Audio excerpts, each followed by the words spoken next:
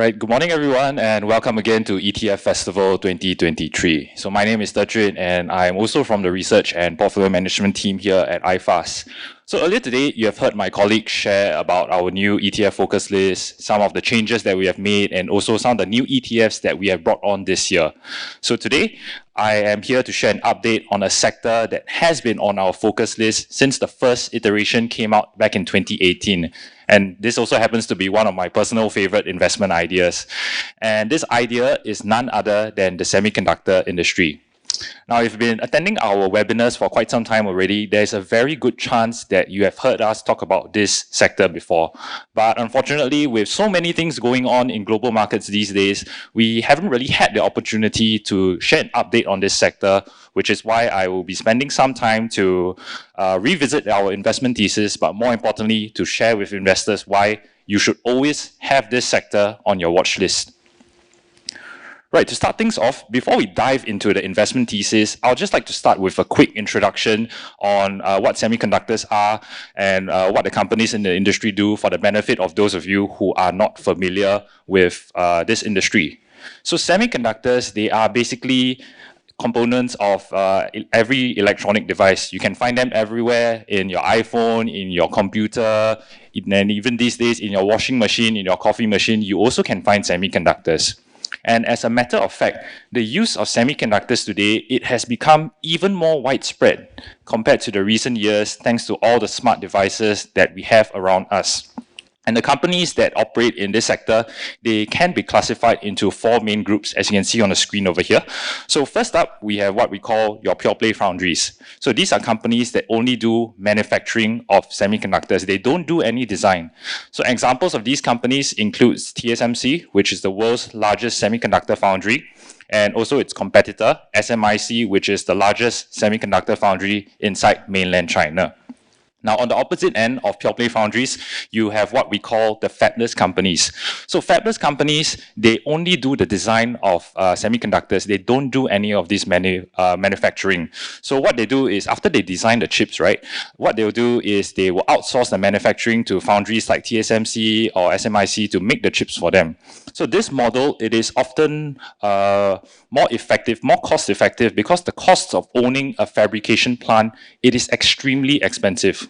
So to give you guys some idea of how expensive it is, recently TSMC announced that it will be expanding its fabrication capacity in the US by building 2 new fabs in Arizona. So the cost of these 2 new fabs, they run up to about $40 billion US.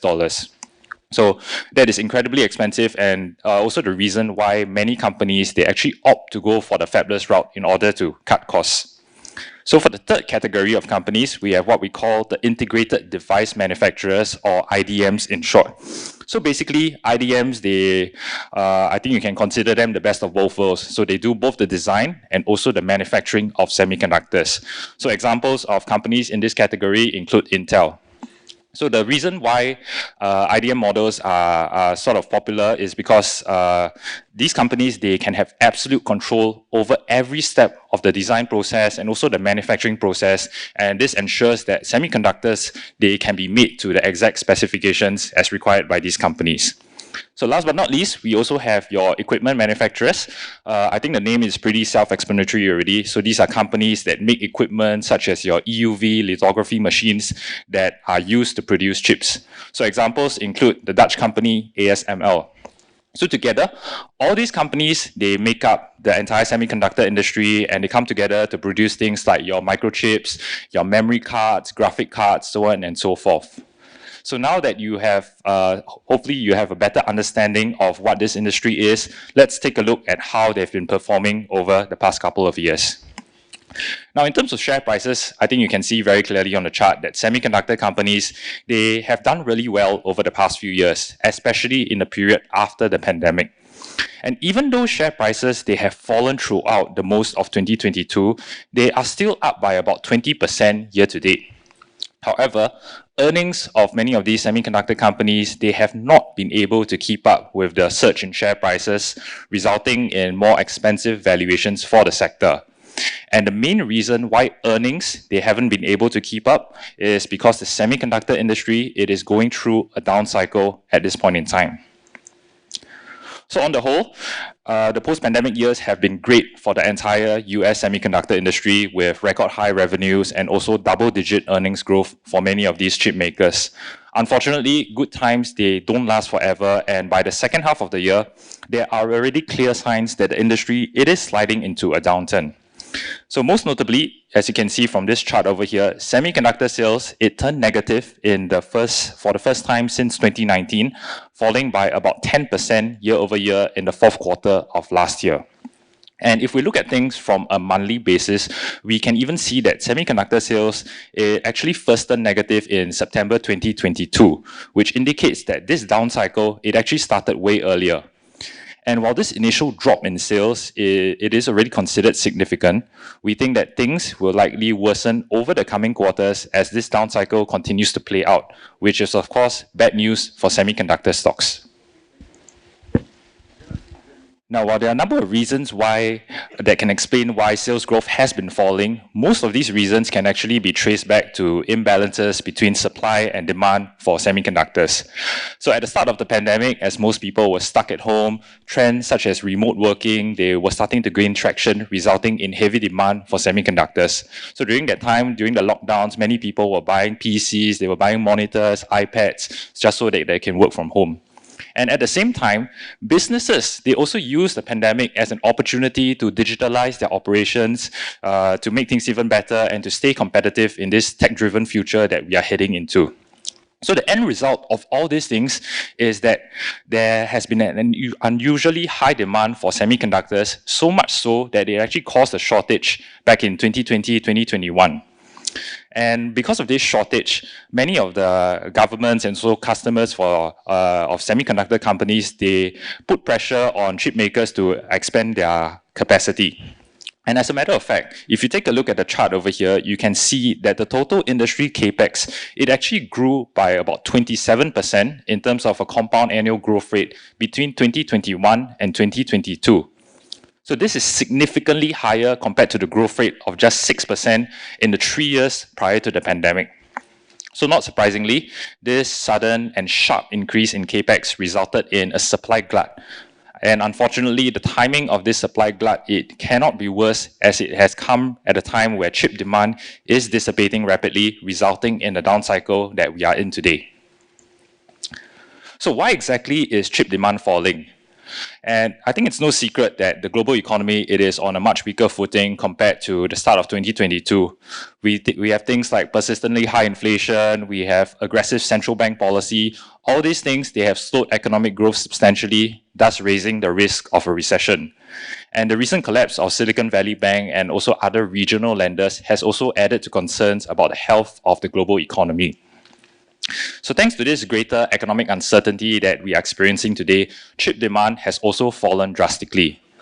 Trapped between high inflation and also high borrowing costs, consumers, they have been cutting back on spending. And according to data published by IDC, shipments of consumer electronics such as your PCs, smartphones, and even your wearables, they have all declined in the first quarter of 2023. And in particular, Apple's MacBook shipments was the worst performing of the lot, falling by about 40% as consumers traded down to cheaper alternatives. And another reason that can explain why chip demand is falling is because spending has also gradually shifted away from goods and towards services such as your travel and leisure, as most countries are more or less reopened already. So the thing is, with the pandemic boom behind us and also a global recession looming, we think that shipments of consumer electronics, they are likely to remain weak for the foreseeable future. And to make matters worse, inventory channels along the semiconductor industry, they are also currently bloated. And this is likely because many customers, they double ordered during the shortage. So double ordering, it is a practice of placing multiple orders for the same part. And this was quite prevalent during the early days of the shortage because many companies, they are kiasu. They are worried that they can't get the components that they need, so they place a lot of orders. So at the end, what they have is that they accumulated a lot of inventory. So if you take a look at this chart over here, you can see that inventory days, which is the average number of days a firm takes to sell off its inventory, and also the inventory to sales ratio, they are both rising. So both these measures, they indicate that turnover has been slowing. In other words, sales has been slowing. And with demand falling and inventories rising, chip makers, they will likely stop new orders and slash prices in order to get rid of all their excess inventory. So this is something that we are already seeing. So Samsung, for instance, said that it would meaningfully reduce its production of memory chips after a pile-up in inventory and also a collapse in memory chip prices caused the company to report one of the worst operating profits since the GFC. And on the other hand, its competitor, TSMC, is also bracing for weaker sales in 2023 by cutting its capex spending. And according to some of the statements made by TSMC's management in their latest earnings call, they noted that this inventory correction, it is likely to last throughout 2023 and things should only start to pick up in 2024. But the good news here is that down cycles in the semiconductor industry, they don't last forever. And despite the current downturn, we are still confident that semiconductor sales, it will eventually recover to higher levels than before, as it has done so every single time in the past. And this is because the world is becoming increasingly tech-driven. Therefore, we think that it is not a question of whether or not this recovery will occur, but rather it becomes a question of when will this recovery take place. And according to our estimates, we think that the industry could return to double-digit growth as early as 2024. And according to estimates from McKinsey, the semiconductor industry, it is poised to become a $1 trillion industry by the year 2030, which represents an annual growth rate of about 8% between now and then. And demand for chips, it is set to be driven by structural factors, such as an increase in the number of semiconductor applications, and also the rising silicon content in them. So these days, the use of semiconductors, they are extremely widespread. Recent innovations such as your ChatGPT, the metaverse, these things, they were only made possible because of advancements in semiconductor technology. And the rising number of smart devices in the world today, it is also driving demand for semis. And apart from this, the second reason is that the silicon content in most existing applications, they have also increased significantly over the years. So you take cars, for instance. Even though cars, they are still largely mechanical since the start of the 21st century, thanks to new innovations such as autonomous driving, the silicon content of cars today, it is estimated to have grown by more than 5 times compared to a decade ago, and it is still expected to grow even further. And according to projections by Intel, semiconductors will actually make up more than 20% of a vehicle's cost by 2030, which is a 5-fold increase compared to 2019. So the bottom line is this: as the world becomes increasingly tech-driven, semiconductor demand will only become stronger than before, and we think that this will bring immense benefits to the entire industry as a whole. Now, down cycles in the semiconductor industry, they come about once every few years, as I've shown you from the sales growth chart earlier. And when they do, we think that it is a buying opportunity that is not to be missed. Now, I understand that as investors, it is in our nature to try and pick the exact bottom of the cycle.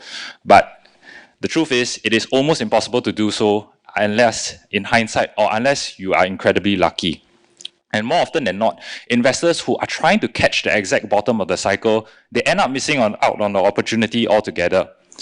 So what we think is that instead of trying to pinpoint where the bottom of the cycle is, what we can do is to identify a range of buying and also selling opportunities.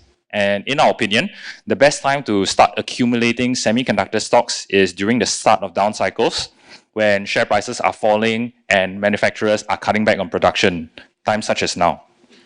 And as scary as things might seem today, down cycles, they can be a great opportunity to pick up shares at a discount. Now, moving on to valuations. So even though valuations are not the cheapest at the moment, and there is also a risk that share prices may continue to tumble further, we definitely believe that there is long-term value in this industry. And if we only focus on current valuations, we can see that the industry is trading at about 23 times PE, which is considered expensive by our standards. However, if we were to stretch our investment horizon out further into the future, let's say to 2025, we can see that the industry is currently trading at a PE of only about 15 times compared to our fair PE of 20. And we think that when the recovery kicks in, we can expect to see strong double-digit earnings growth, which should help to drive share prices higher. Because after all, in the long term, share prices, they are ultimately driven by earnings. And overall, we estimate that semiconductor stocks, the industry as a whole, has an upside potential of about 30% from current prices. And for an industry with such solid fundamentals, the growth prospects, they are simply immense. And while we understand that conservative investors, you may want to wait a little bit and to see the trend, or may want to wait for more clarity before you start buying in, we do think that longer term investors who actually believe in this investment thesis, you can actually start buying now using a regular savings plan before switching to lump sum investments should valuations fall in the future. And of course, this is ETFestival, so I will be recommending ETF for you to do so. And the ETF that we are recommending for the semiconductor industry is the VanEck Semiconductor ETF. The ticker code is SMH. This is listed on the NASDAQ stock exchange. It's a US listed ETF. So basically, this ETF seeks to replicate the performance of the MVSM HTR index, which tracks a basket of 25 US listed semiconductor stocks. So because it's US listed, you can also find foreign companies like TSMC and ASML, which are not US companies, but they are listed on US exchanges. So the index methodology for this ETF, it applies a modified market cap weighting. In other words, it favors the largest and also the most liquid names in the semiconductor industry. So if you take a look at the table over here, you can see top 10 holdings. I'm sure you recognize many of the names like NVIDIA, AMD, Broadcom, Qualcomm, and more. And just a fun fact, this ETF has also been on our focus list since 2018. We haven't changed it because we think that going through the ETF selection methodology, this ETF continues to rank highly among all its peers. So one of the things that I personally really like about this ETF is its expense ratio of just 0.35%. So at an expense ratio of just 0.35%, it essentially means that you're only paying about $3.50 each year for every $1,000 that you invest. $3.50 nowadays probably can get you 2 cups of coffee at a coffee shop only. And another thing that I like about this ETF is its high liquidity. It has a very healthy liquidity profile with close to 4 million shares changing hands each day. So as my colleague has explained earlier, liquidity is important in ETFs because the higher your liquidity is, the less it is easier to enter and exit your positions, and you have less of a negative price impact. So overall, I think that ETFs, they are a great way for investors to get diversified and also cost-effective exposure to certain sectors, assuming that you don't have the time to monitor multiple stocks, or for those of you who are not confident with your stock picking skills. Now I've come to the final slide of my presentation already. So if there's only one thing that you take away from my sharing today, I think it should be this. And that is, without semiconductors, all the technology that we enjoy today, it would not exist. And as the world we live in becomes increasingly digitalized, the demand for semiconductors will only become stronger. Ladies and gentlemen, I've come to the end of my sharing today. I'd like to wish everyone here all the best in your investing journey, and I hope that all of you can make lots of money this year. Thank you, and I'll see you again next time. Bye-bye.